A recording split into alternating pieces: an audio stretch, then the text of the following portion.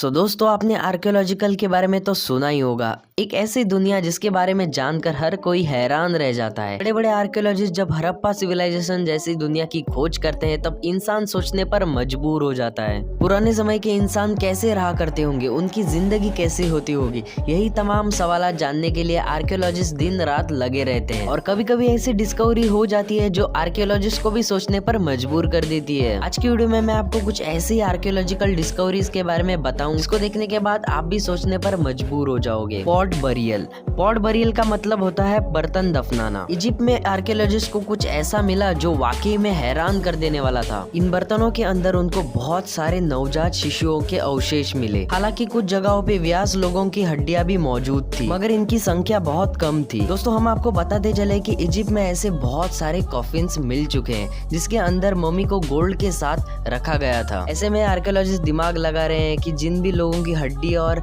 खोपड़ी या बर्तनों में मिली है वो लोग गरीब रहे होंगे और वो कॉफी नहीं खरीद पाए होंगे। लेकिन बाद में पता चला ऐसा कुछ भी नहीं था, बल्कि बर्तनों के अंदर दफनाना पहले के समय में एक जीवन चक्र पूरा करने की एक प्रक्रिया थी। ये लोग डेड बॉडीज को अंदर डालने से पहले उसकी खोपड़ियां तोड़ दिया करते थे ताकि हड्डियां और खोपड़ी अंदर डाल सके। Asian soldier helmet. दोस्तों आपने हॉलीवुड मूवी या फिर चंद्रगुप्त मौर्य जैसे ऐतिहासिक सीरियल में ऐसे हेलमेट जरूर देखे होंगे। कहा जाता है कि पुराने समय में सारे सिपाही कुछ इस तरह के ही हेलमेट पहना करते थे, लेकिन इजराइल में हाइफा हार्बर का एक ऐसा ग्रीक हेलमेट मिला है बहुत ही महत्वपूर्ण माना जा रहा है। आर्कियोलॉजिस्ट का मानना है कि ऐसे हेलमेट करीबन 2500 साल पहले ग्रीक सिपाहियों ने पहने होंगे। इस तरह के हेलमेट को हमने फिल्मों में तो बहुत देखा है, लेकिन हकीकत में इस हेलमेट को देखना वाकई एक बहुत बड़ा एक्सपीरियंस है। ये हेलमेट पूरी तरीके से मेटल का बना हुआ है। Archaeology and the Olympic games. दोस्तों जरा सोचिए, कोई देश अपने ओलंपिक गेम्स की तैयारी कर रहा हो और उसी तैयारी के दौरान उसे कुछ अपनी इतिहास से जुड़ी अनोखी चीज मिल जाए तो कितना मजा आएगा ना। दरअसल 2015 में चाइना के बीजिंग शहर में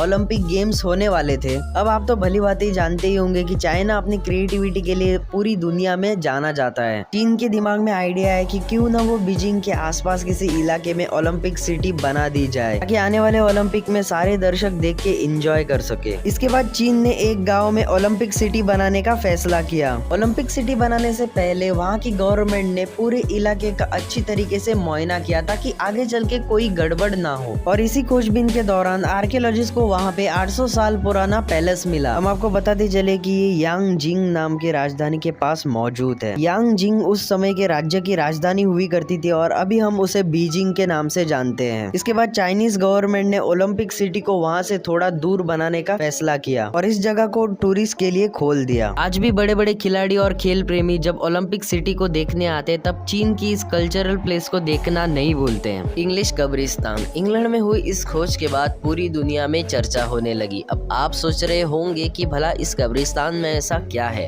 दरअसल इंग्लैंड में कुछ लोग घर बनाने के लिए खुदाई कर रहे थे, तभी उन्हें वहाँ बहुत सारे स्केलेटन्स मिले जो अलग अलग सदी के लोगों के थे।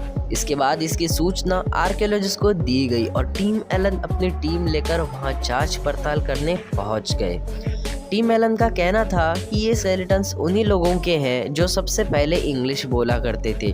मतलब हम बोल सकते हैं कि इंग्लिश बोलने की शुरुआत इन्हीं लोगों ने की होगी, मगर इनकी इंग्लिश आज की इंग्लिश से बहुत अलग थी। लेकिन आज हम लोग जो इंग्लिश बोलते हैं वो इन्हीं लोगों की इंग्लिश का एक विकसित रूप है जिसे हम लोगों ने अपने हिसाब से मॉडरेट कर लिया है। आर्कियोलॉजिस्ट टीम के हेड टीम एलन के अनुसार ये लोग जूट सभ्यता के लोग हुआ करते थे। दोस्तों आपको क्या लगता है, क्या सच में जूट सभ्यता के लोग दुनिया में सबसे पहले इंग्लिश बोला करते थे? अपने विचार कमेंट्स में जरूर बताइए। Egypt old garden. दोस्तों आप भली भांति जानते हैं कि इजिप्ट में खुदाई के दौरान अलग अलग तरह की ममीज मिली है, लेकिन आपको ये जानकर हैरानी होगी कि इजिप्ट के पास एक पुराना गार्डन भी मिला है। इससे साफ जाहिर होता है कि उस जमाने में लोग पेड़ पौधे लगाया करते थे और उन्हें गार्डनिंग का काफी शौक था। आज के जमाने में हर कोई अपने गार्डन के आसपास एक बगीचा जरूर बनाता है, लेकिन इजिप्ट में ओल्ड गार्डन का मिलना वाकई में एक हैरान कर देने वाली बात है। आर्कियोलॉजिस्ट गार्डन को 4000 साल से भी पुराना बता रहे हैं। इतना ही नहीं, आर्कियोलॉजिस्ट को इजिप्ट की राजधानी के पास जो गार्डन मिला है उसमें खजूर के अवशेष भी मिले हैं। इससे साफ जाहिर होता है कि आज से 4000 साल पहले भी लोग ड्राई फ्रूट्स खाना पसंद करते थे। Iron age teenager. दोस्तों हम लोग जब भी किसी यंग एज के लड़के और लड़की की डेड बॉडी को एक साथ देखते हैं तो सभी लोग यही अंदाजा लगाते हैं कि शायद दोनों लवर होंगे और एक साथ मर गए होंगे। ठीक इसी तरह आर्कियोलॉजिस्ट ने कजाकिस्तान में आयरन एज की लड़की और लड़के के कंकाल को खोज निकाला। इन दोनों की डेड बॉडी को एक साथ अगल बगल में दफनाया गया था। आर्कियोलॉजिस्ट का मानना है कि आज से करीब 2700 साल पहले इन दोनों की मौत हुई होगी और ये दोनों साका नाम के समूह के सदस्य रहे होंगे। साका समूह के लोग ईरानियन भाषा बोला करते थे और इनका संबंध मध्य एशिया और रशिया से हुआ करता था। इन लोगों ने तकरीबन 600 साल तक इस एरिया में अपना कब्जा जमा कर रखा था और इसके बाद ये लोग विलुप्त हो गए। उस लड़की के कंकाल की छानबीन करने के बाद आर्कियोलॉजिस्ट ने बताया जब इस लड़की की मौत हुई होगी तब उसकी उम्र करीब 16 साल की रही होगी, लेकिन इस लड़की की कब्र को लुटेरों ने लूट लिया, इसलिए वहाँ ज्यादा कुछ नहीं मिला। वही दूसरी तरफ उस यंग लड़के के गले में सोने के आभूषण पहन रखे थे। दरअसल माना जाता है कि साका समूह के लोग सोने के आभूषण पहना करते थे और जब भी ये लोग घर से बाहर निकलते थे तो इनके पास हमेशा तलवार और तीर रहा करते थे। उस लड़के के कंकाल के पास भी सोने की तलवार और सोने का तरकश मिला।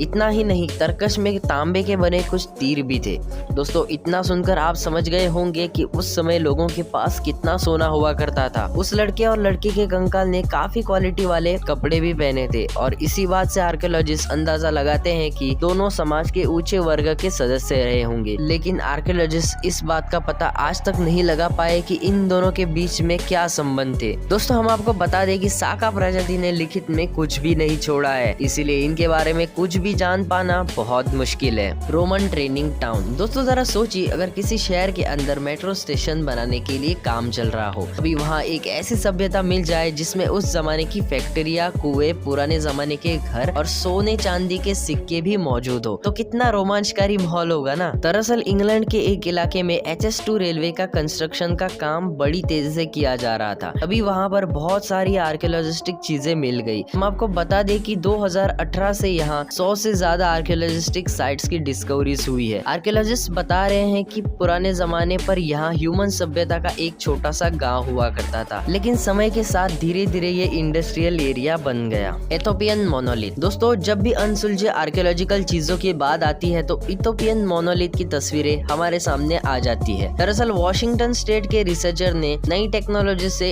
इथोपियन मोनोलिथ के बारे में काफी रिसर्च की, तब जाके उन्हें पता चला कि मोनोलिथ 1000 नहीं बल्कि 2000 साल पुराने हैं। पूरे इथोपिया में इस तरह के लगभग 10,000 से ज्यादा स्ट्रक्चर मौजूद है, मगर आज तक कोई नहीं जानता कि आखिर इन्हें बनाने का मकसद क्या रहा होगा। कोई नहीं जानता कि ये स्ट्रक्चर किस चीज की गवाही दे रहे हैं। दोस्तों इस रहस्य के बारे में आप क्या सोचते हैं, हमें कमेंट्स में जरूर बताना। और दोस्तों इंसानों का इतिहास हमेशा से हैरान करने वाला रहा है। हालांकि आज के समय में हम लोग अपने अतीत के बारे में बहुत कुछ जानने का दावा करते हैं, लेकिन इसके बावजूद भी हम लोग कुछ नहीं जानते। इजिप्ट की मम्मी हो या पिरामिड का रहस्य, कोई नहीं जानता आखिर पिरामिड को कैसे बनाया होगा। इन रहस्यमय पिरामिड को बनाने जिन बड़े बड़े पत्थरों का इस्तेमाल किया है, आज के समय बस इनको बड़ी क्रेन से भी उठाना बड़ा मुश्किल का काम है। तो फिर उस जमाने में उन पत्थरों को आखिर कैसे इतनी ऊंचाई पर पहुंचाया होगा। खैर ये सवाल हमेशा इंसानों को सोचने पर मजबूर करता रहेगा। दोस्तों वीडियो को देखने के लिए धन्यवाद। हो सके तो इस वीडियो को अपने दोस्तों के साथ शेयर कर देना ताकि आपके लिए ऐसे वीडियोस बनाने के लिए हमको मोटिवेशन मिले।